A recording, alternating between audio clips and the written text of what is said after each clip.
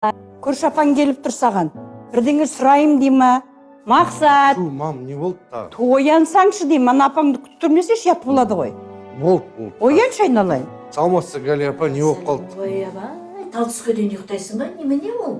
Мына телефоным бұзылып, сенің білетінің бар еді ғой, қарап көрші. Дауыс шықпайды. Мына настройканы баспасаңшы, болды жасап қойдым. Рахмет.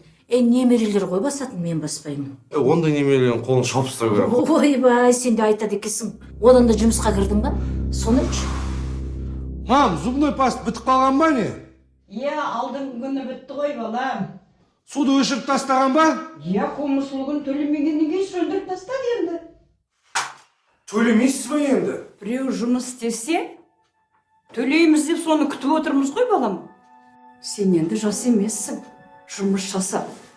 Апаңа кішкене көмегін тигізетін ойың бар ма, жоқ па әлде? Мам, мен сізге айттым ғой, нормальный жұмыс жоқ. Барған жерден шығарып жібереді, болмаса жастарды алады. Мен не істеймін енді?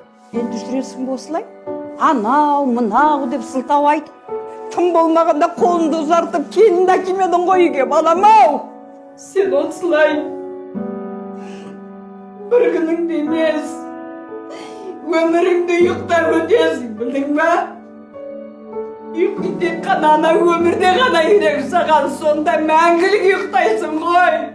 Мам, қойыңшы осы жылаған, мен кеттім. Балам! Әй, балам, тоқта!